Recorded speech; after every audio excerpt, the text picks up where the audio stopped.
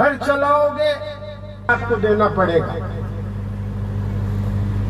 केंद्र सरकार से भी मैं कहना चाहता हूं, आपका बजट 52 लाख करोड़ रुपए, 54 लाख करोड़ रुपए, और अगर आपका संपूर्ण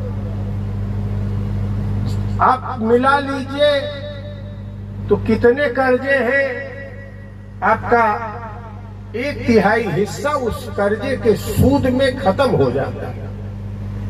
मैं ये पूछना चाहता हूं, नई पीढ़ियों से भी पूछना चाहता हूं, जो लोग में काम कर रहे हैं या जो लोग सत्ता में है, सरकार में है, मैं उनसे ये पूछना चाहता हूं, अगर हिंदुस्तान का एक कलर टैक्स देता है, एक टीचर टैक्स देता है, एक बुनकर टैक्स देता है, एक पाल टैक्स देता है, तो हिंदुस्तान में कारपोरेट टैक्स मध्य वर्ग के टैक्स से कम क्यों है? ये सवाल ये पार्टियां नहीं तय कर पाती। आपसे मैं पूछना चाहता हूं, आप कारपोरेट टैक्स जो उनको लगाए थे उसको कम करते चले गए, और छोटा आदमी, मझोला आदमी अगर कहीं नौकरी पेशा है 12 लाख रुपए से ज्यादा हुआ तो उसको टैक्स देना पड़ता है। एक ही देश है, सब लोग भारत माँ की संतानें हैं, तो भारत माँ का मतलब ही है यहाँ का करण और जलवायु ही नहीं, यहाँ की जनता। भारत माँ के इतने बड़े बच्चे हैं, इतनी बड़ी आबादी है, अभी भी इतनी बड़ी तादाद में लोग रोज बरोज बेकार होते जा रहे हैं। यूनिवर्सिटी और कॉलेजेस में जब हम पढ़ा करते थे, हम हॉस्टल में रहते थे, हमको साल भर में जो पैसा मिलता था, हमको विश्वविद्यालय को 150 रुपए, हॉस्टल को 150 रुपए देने पड़ते थे। यहाँ तक कि हम लोगों को खाने में भी छूट रहती थी, उसमें भी सब्सिडी मिलती थी। आज कोई गांव का लड़का पढ़ के विश्वविद्यालय में जाके अपनी शिक्षा पा सकता है? इन 70 सालों में किसकी पूंजी बढ़ी? किसान की बढ़ी, मजदूर की बढ़ी, व्यापारी की बढ़ी, बुनकर की बढ़ी, छोटे मझोले उद्योगों की बढ़ी। 2014 में अडानी महज 50,000 करोड़ रुपया का मालिक आज 16 लाख करोड़ रुपए से ज्यादा का मालिक बन बैठा है। आपने उनको पोर्ट दे दिया,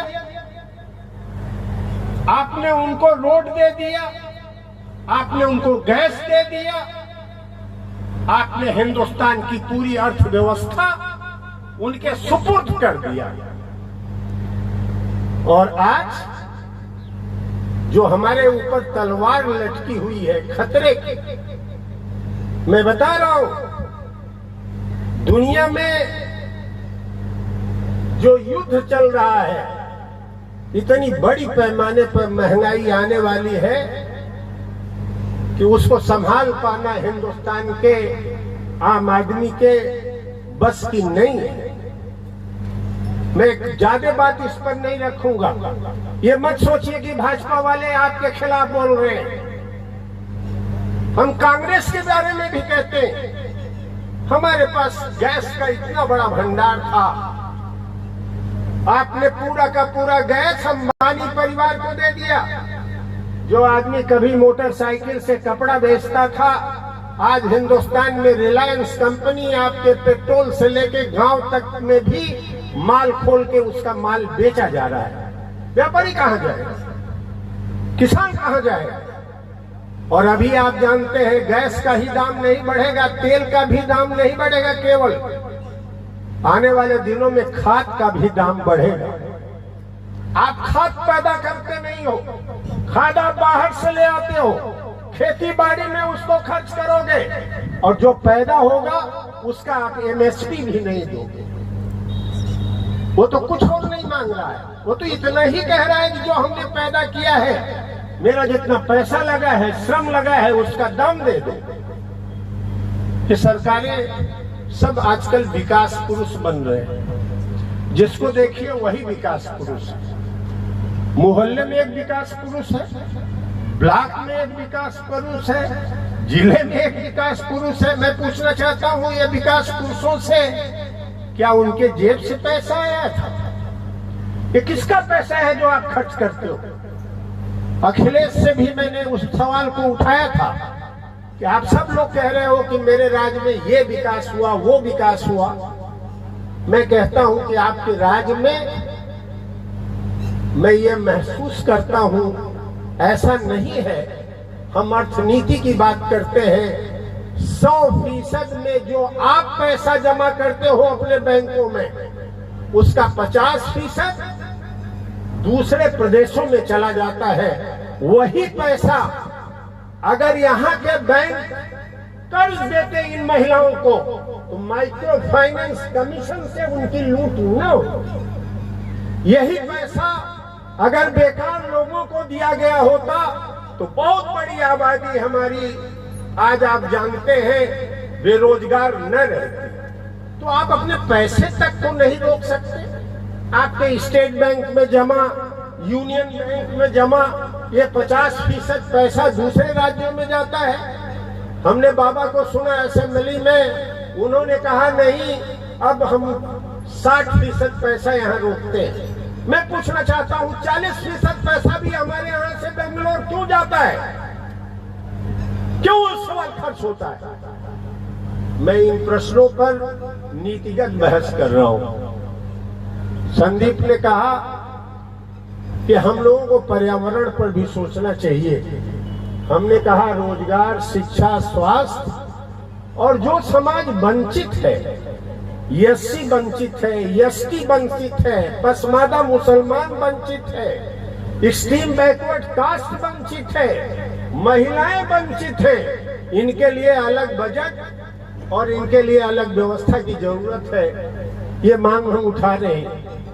दूसरी तरफ हम कह रहे हैं कि जो लोग जिनको अभी तक अलग कोटा हो जाना चाहिए था, कर्पूरी साहब बहुत पहले कर लिए थे।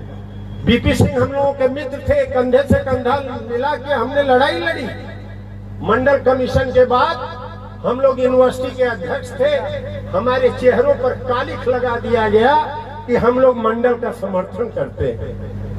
ले जाके हमारे जहां नामपट थे उस पर कालिख पोत दिया गया। लेकिन मैं उनसे भी बड़ा कर्पूरी ठाकुर को मानता हूं। कर्पूरी ठाकुर ने पिछड़ों से अति पिछड़ों का कोटा अलग कर दिया। कोऑपरेटिव से लेके हर जगह पिछड़ों की हिस्सेदारी की गारंटी कर दिया। हम पूछते हैं अखिलेश से, आप इतना काम भी अपनी पार्टी से बड़ा दिल दिखाओ सपा वालों, कहो भाजपा नहीं कर रही, हम करें। हम पिछड़ों का कोटा अलग कर देंगे। अभी उनके एक राष्ट्रीय ओबीसी फ्रंट के, उनसे भी मैंने ये कहा, हमको उन्होंने फोन किया था कांग्रेस के, उनसे भी हमने कहा कि कम से कम उत्तर प्रदेश में अति पिछड़ों का कोटा अलग कर दो, इनको भी नौकरी में, पैसा में इनकी भी हिस्सेदारी बढ़ा दो। तो एक सवाल हमारा पिछड़ों की बराबर की हिस्सेदारी और इन 5 समुदायों में SC, ST, Pasmanda, extreme backward caste और महिलाएं, इनको भी बजट में बढ़ाओ ताकि ये कोई माइक्रो फाइनेंस कंपनी आके न लूट सके और हमारे प्रदेश की पूंजी दूसरे प्रदेश में न जाए।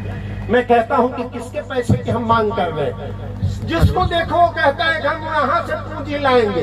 अरे भाई, पूंजी तो हमारे पास है, आप उस पूंजी को रोक नहीं पा रहे हो। आप अमेरिका और यूरोप से पूंजी लाओगे, क्या सूद वो लेंगे, इसके बारे में आपको जानकारी है? तो मैं ये कहना चाहता हूं, ये दोनों मुद्दों के बाद जो तीसरा हमारा मुद्दा है, वह हमारे नेचुरल रिसोर्सेज, हमारी जो प्राकृतिक संपदाएं थी उसको लूट रहा है अमेरिका का कारपोरेट, ब्रिटेन का कारपोरेट, यूरोप का कारपोरेट। और हमको भारत को कितना मिलता है?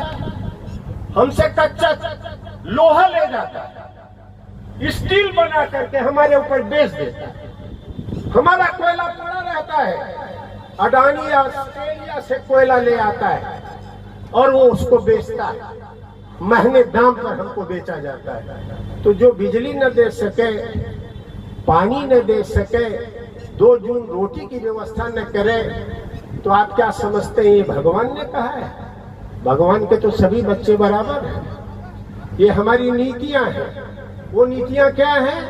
कारपोरेट की सेवा करना, कारपोरेट के सामने पीछे रहना, ये नीतियां वही करती हैं। इसीलिए हमने मांग किया कि रोजगार, शिक्षा, बराबरी और बेहतर बजट और उनका अलग कोटे के साथ साथ हमारे प्राकृतिक संसाधनों की लूट से जो अभी बातें खत्म हुई हैं, वो उन प्राकृतिक संसाधनों की लूट पर रोक लगाई जाए ताकि पर्यावरण को भी बचाया जा सके और अपने धन धरती को भी बचाया जा सके। तो मैं ये समझता हूं कि ये जो हमारी मांगे हैं, ये रोजगार सामाजिक अधिकार अभियान का ये कोई दलीय मांग ही नहीं है। आप कहेंगे तब भाजपा वालों को क्यों नहीं रखते?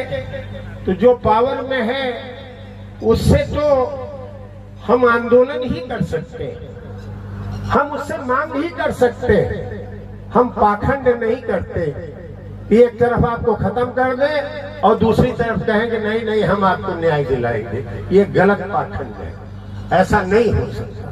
सरकार को क्या बताना है कि पिछड़ों का कोटा अलग हो जाए? रोनी कमीशन से लेकर सब कुछ हो गया है। तो सरकार में जिन लोगों की आस्था है करें, हम जनता में यकीन करते हैं और इसीलिए आज पिछड़े समाज के लोगों को संगठित करते हैं कि ताकि वो भी दलित, पिछड़ा और जो सवर्ण जातियों के भी अच्छे लोग हैं उनके साथ मिलकर आंदोलन करें। अंतिम बात कह रहे हैं, आप अति पिछड़ों को केवल अति पिछड़ों की गोलबंदी से उसका अधिकार नहीं दिला पाएंगे। आपकी न कुवत है न आपकी ताकत है। अति पिछड़ों के अलावा और समाज के लोगों को आपको जोड़ना होगा। इसीलिए हमने राष्ट्रोदय पार्टी को भी कहा और लोगों को कहा, और पिछड़े समाज के लोगों में एक चेतावनी भी आपको दे रहा हूं। ये ओम प्रकाश राजभर हम लोग लखनऊ में बड़ी रैली किए, भाई विश्वनाथ प्रताप सिंह बीमारी के समय में भी वहां आए और ये ओम प्रकाश राजभर को वहां खड़ा किया गया। आज ओम प्रकाश राजभर कहाँ है? कभी सपा में, कभी बसपा में, कभी भाजपा में। पट्टा खोल दो, दूसरों को केवल गाली देता है। ऐसा कोई सामाजिक अधिकार आप नहीं दे पाएंगे। आप सोचे कि हम भी अखिलेश बन जाएंगे, आप सोचिए हम भी लालू बन जाएंगे, ये सपना छोड़ दीजिए। इक्का दुक्का कोई आपका विधायक हो जाएगा जो ऊपर से जाकर के उन्हीं लोगों की सेवा करेगा जो हुकूमत कर रहे हैं। इसलिए मैं ये कहना चाहता हूँ, जो संस्कार है बड़े लोगों से अगर सीखना है तो गंदे संस्कार मत सीखो, सीखना है तो अच्छे संस्कार सीखो। आप एक बेहतर गवर्नेंस का संस्कार सीखो, अच्छे समाज बनाने का संस्कार सीखो। आज इस देश में ये सब विलुप्त होता जा रहा है, इसीलिए हमने ये अभियान बनाया है और हमें खुशी है कि हमारे इस आंदोलन में ढेर सारे साथी शरीक हो रहे हैं। कल कुछ लोग अगर लड़खड़ा के गिर जाएं तो मुझे कोई गुरेज नहीं, पहले ही अलग हो जाएंगे तो हमारा काम और आसान हो जाएगा बढ़ाना। यह कहते हुए मैं आप लोगों से अपील कर रहा हूं कि आप लोग अपनी लड़ाई को गांव-गांव तक पहुंचाइए, हर समाज के लोगों को अपने न्याय प्रिय आंदोलन के साथ जोड़िए। मैं यह विश्वास करता हूं कि आपका अधिकार आपको मिलेगा। यह कहते हुए अपनी बात खत्म करता हूं। धन्यवाद। जय हिंद।